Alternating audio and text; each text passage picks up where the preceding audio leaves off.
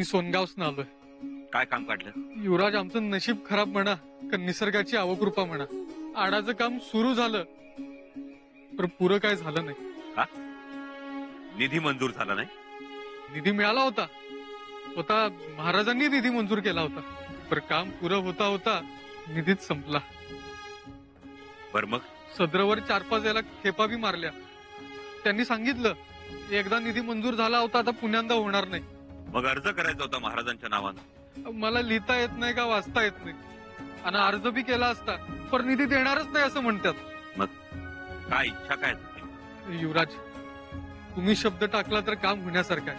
पाटील, काळजी करू नका, आमच्या अखत्यारीत आम्ही निधी मंजूर करू. उद्या सदरेवर या आणि तुमचा निधी मंजूर झाल्याचा कागद घेऊन जा. लय उपकार झालं युवराज, लय उपकार झालं. या.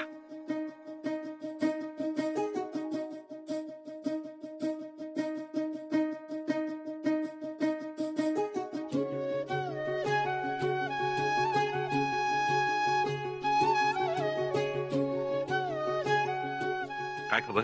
युवराज, मी केदारीच्या मागावर आहे. त्याची काही संशयास्पद हालचाल? त्याला मुघल छावणीत जाताना बघितलाय मी. मुघल छावणी? युवराज, काहीतरी काळं बेर दिसतंय. लय गोम आहे त्याच्या अंगात.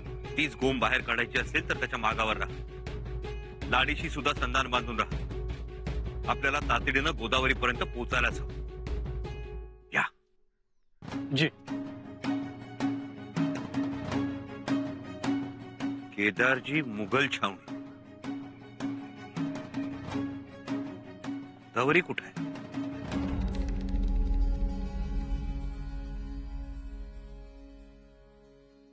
तुम्ही?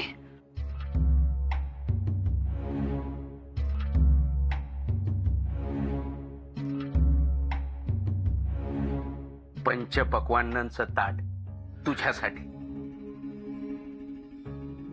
याचा अर्थ तुम्ही मला इथे पळवून आणलं? हा सगळा तुमचा बनाव आहे. लक्षात आलं तर तुझ्या? नाही, आणि येणारच. हुशार झालीस ना वाचून वाचून. जाऊ दे मला इथून. का ठेवलंय मला इथे? जाऊ दे. अगं, ठेवावं लागलं, हे सगळं मला करावं लागलं. काय असतं, प्रत्येक प्राणी मात्राला आपला जीव प्यारा असतो की नाही? असतो की नाही?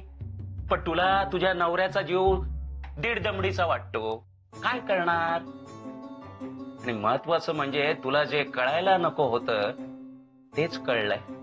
तर मी तरी काय करणार बापडा, सांग ना आता मला. मला जाऊ दे, मी हात जोडते. अगं, काय तू जाऊ दे जाऊ दे करते? तुझा नवरा इथे आणि तू निघालीस. अगं, जिथे आपला नवरा तिथेच बायकोने राहायचं असतं, हो की नाही? चल आता गडबड करू नको, घे खाऊन घे. हे बघ गोदे, माझे मनोरथ सगळे पूर्ण झाले ना की मग बघ तुला कशी राणी सारखी ठेवतो मी. युवराजांना कळलं ना तर तुमची खैर नाही. खैर, बाबूळ, आंबा हे नंतर ठरेल. आता हे खा. नको. काय करतेस गोदे? इथे आणल्यापासून तू काही खात नाही, पित नाही. अशाने तुझी कांती काळी पडेल ना, आणि तुझे डोळे असे खोल गेल्यावर बघवेल का मला तुझ्याकडे? मी मरेन पण तुमच्या हातून हे खाणार नाही. आणि मी तर म्हणते माराच मला, कारण नाहीतर मी तुमचं कारस्थान सांगेन.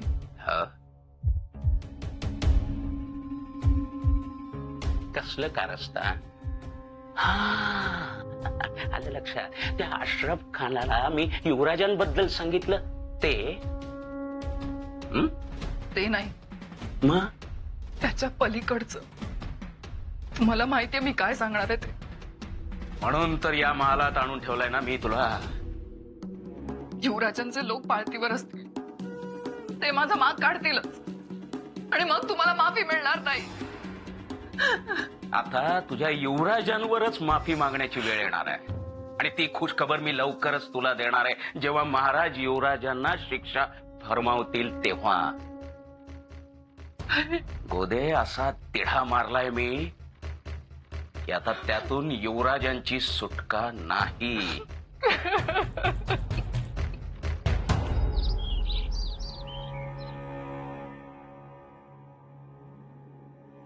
काय म्हणाले महाराज?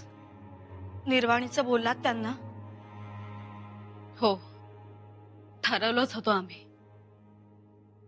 आजपर्यंत कधी पापणी वर करूनही पाहिलं नाही त्यांच्याकडे. आज पाहिलं. कधी उलट शब्द केला नव्हता, तोही केला.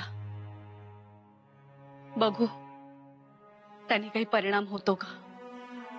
बरं झालं युवराजांनी या कटाविरोधात झुंजायचं ठरवले.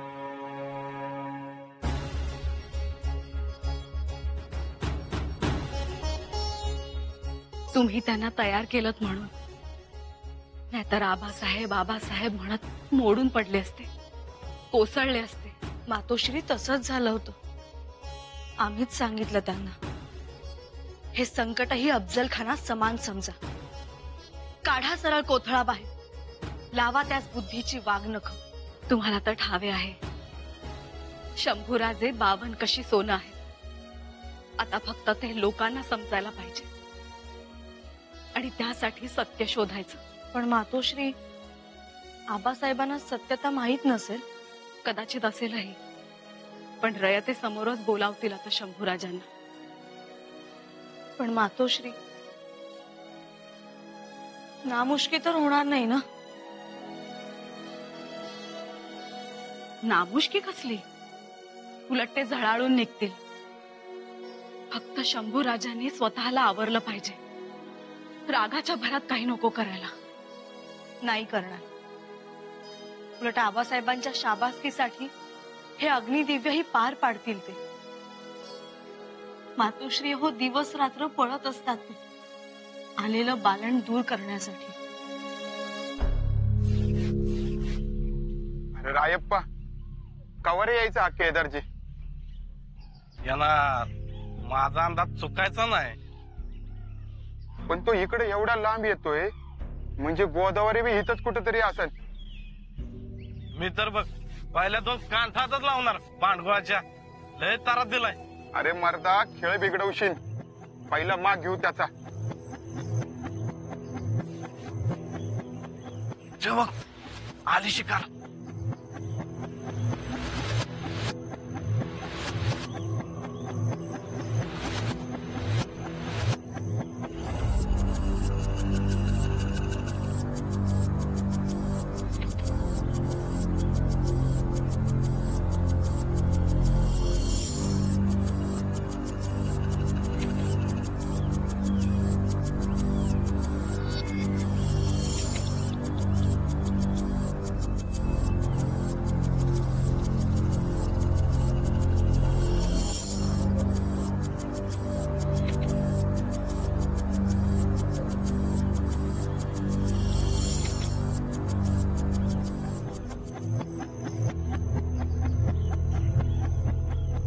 अरे देवा,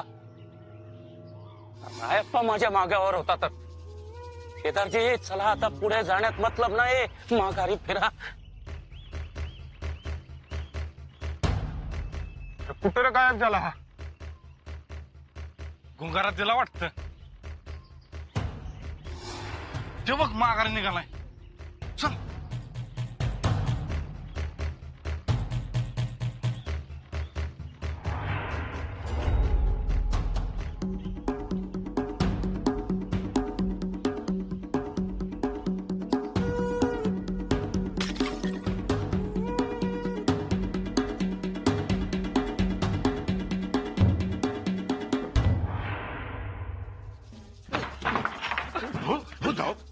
जावई बापू, एवढे धावत का आलात? आणि धापा तर चांगलेच लागले. शंभूराजांची माणसं माझ्या मागे लागलेत. काय? घराच्या बाहेर पडायची सोय नाही राहिली. आज माझी 100 भरलीच असती, पण वाचलो. बायको पळवल्याची तक्रार नोंदवली ना आम्ही. ती आता तक्रारच आमच्या जीवावर उठली आहे असं दिसतंय. भगवंता वाचव रे बाबा. जावई बापू, तुम्ही घाबरू नका. मी बघतो काय करायचं. हो सुरनेस, हो तुम्ही आहात म्हणून. हो तुम्हीच माझे दर्पण. बस आता या दर्पणाकडे बघायचं आणि जगायचं, हेच माझे इप्सित. आम्हाला हे सगळं सांगताना जीभ नव्हती रेटत, पण आपण गड सोडून जाताना म्हणाला होता, लक्ष ठेवा म्हणून. आम्ही लक्ष ठेवलं. आम्हाला जे दिसलं ते तुम्हाला सांगितलं.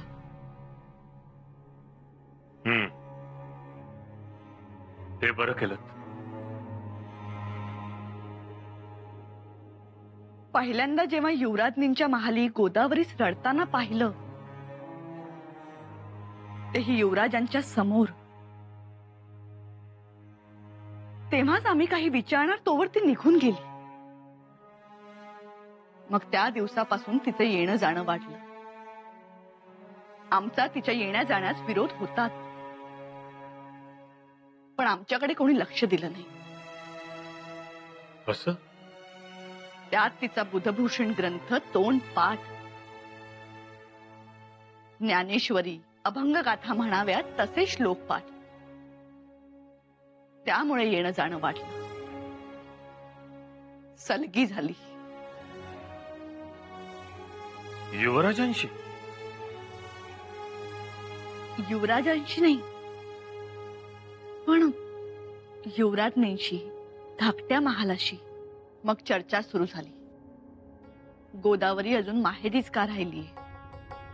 अनाजी पंतांनी जावयांना बोलावून घेतलं. दुसऱ्या दिवशी असा मेळा निघायचा तर गोदावरी गायब. खूप शोधलं तिला, कोणालाच नाही सापडली. पण युवराज तिला सुखरूप घेऊन आले, एकाच घोड्यावरून. आता हे शोभतं का त्यांना? मग पुन्हा लोक बोलू लागले, कुजबुजू लागले. मग खरं काय झालं होतं? पण आम्हालाही हे खरं वाटलं नाही. हे महत्वाचं.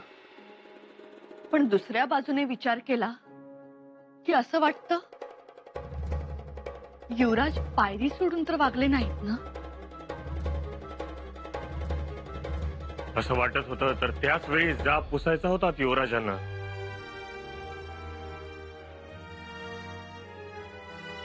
आम्ही विचारणार होतो, पण ते थांबतात कुठे? आणि आता तर पंतांचा जावई म्हणतोय युवराजांनीच त्याच्या बायकोला पळवून नेलं. आणि महत्वाचं म्हणजे युवराजांचा शेला हा त्या गोदावरीच्या दालनात सापडला म्हणे.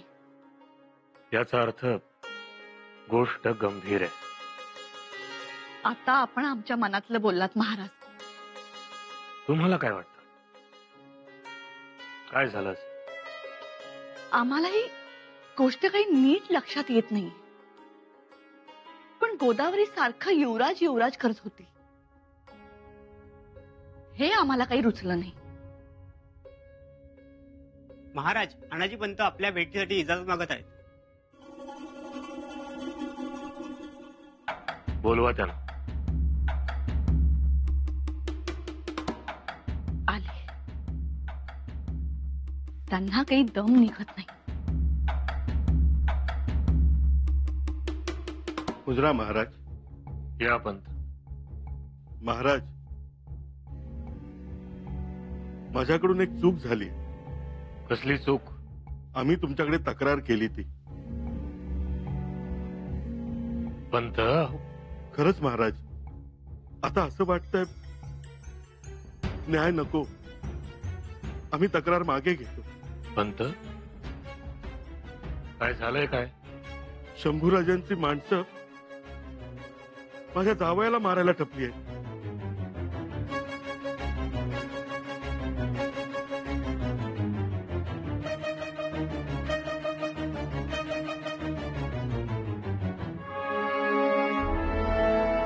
काय बोलतात पंत तुम्ही? माफी असावी महाराज, पण खरंच माझ्या जावयाच्या जीवाला धोका आहे. असं काहीही होणार नाही. तो न्याय नसला तरी चालेल, पण जीवच राहिला नाही तर तो न्याय मिळून तरी काय फायदा. माफी असावी महाराज. आम्ही याची चौकशी करू.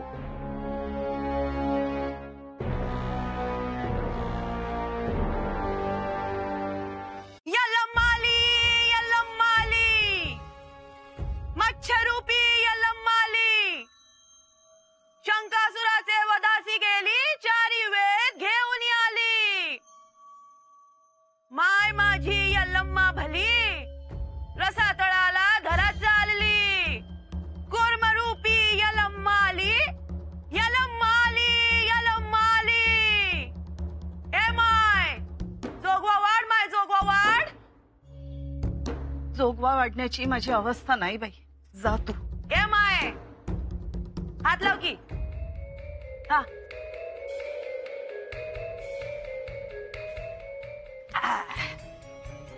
जोगवा वाढ माय. तुझे नाव आई यलम्मा किनारी लावल. आता रडतीयस उद्या हसशील. आईची परडी भर तुझं सुख भरून व्हाईल. धरम कर जोगवा वाढ. अगं ऐक, परत ये तू. दुःखात दिसती. राणीवाणी वावर हाय तुझा या घरात, पण दिष्ट लागली तुझ्या आड्याला. तुझ्या वावरातल्या औषधाला म्या हाय. भिऊ नगस. हा भंडारा चारी दिशेला फुक आणि मग बघ उद्या हसायचं ते आजच हसशील. माझी लेक माघारी येऊ दे. तिच्या नखालाही इजा होऊ देऊ नकोस. 2 दिवसातच गेलेली पोर उंबरठा ओलांडून आत येईल आणि नाही आली तर नेणाऱ्याला रक्ताची उलटी होईल. मी मोहरांनी ओटी भरीन तुझी. फक्त एकच करायचं. तुझ्या लेकीच्या मालकाच्या पायाखाली 10 कास्यांवर एकदा भंडाऱ्याची चिमूट ठेवावी लागल. त्याच पावलावर पाऊल ठेवून तुझी लेक परत येईल माय. करीन मी. काय करताय सासूबाई? आ? आ? कुणाच्या पायावर भंडारा ठेवताय? आणि तू ग चल निक निक निक तू इथून. अहो झोपती नाही ती. मग झोपती नाही तर मुठ पसा द्या तिला आणि घालवा एकदाची. चल ग उठ उठ तू. अव जाती जाती पण आधी आईचा भंडारा तर लावा माथ्याला. माझं माथ बडकलं इथे. हे पसा घ्यायचं आणि निघायचं. हा.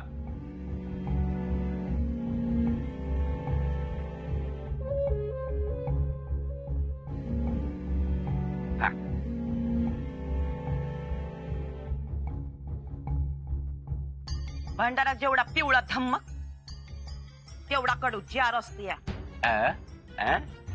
निघायचं आता आणि परत इथे फिरकायचं नाही. वय वय जातीये. हात लावा की. आता मी घ्या सासूबाई. आता हेच करायचं बाकी होतं. घ्या.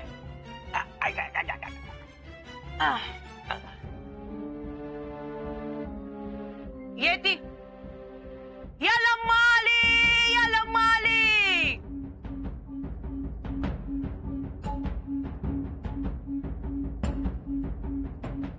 जोगवा वाढ माय जोगवा वाढ. यल्लमाली. अहो गेली ती. आणि तुम्हाला तरी सासूबाई कळायला हवं ना. कुणालाही आतमध्ये घेतात अशी लोक लबाड असतात. माझ्या पायावर भंडारा ठेवताय म्हणजे दिवसभर हेच उद्योग.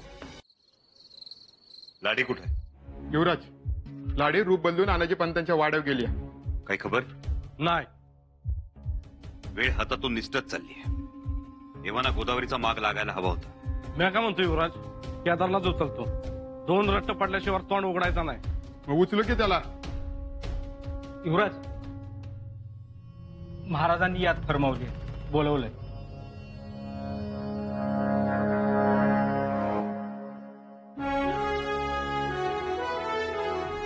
त्याची रायप्पा, त्या केदारला उचलण्याची वेळ येणार नाही.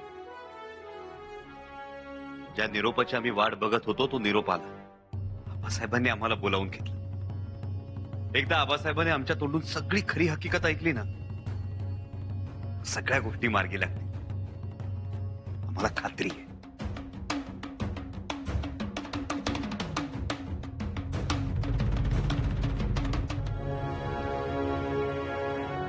आबासाहेब, आबासाहेब आपण आम्हाला बोलावलं. खूप खूप आनंद झाला आम्हाला. आबासाहेब आम्हाला खूप काही बोलायचंय, खूप काही सांगायचंय. जे सांगायचं असेल ते चौकशीच्या वेळी सांगा, पण तुम्हाला चौकशीला सामोरं जावंच लागेल. आबासाहेब,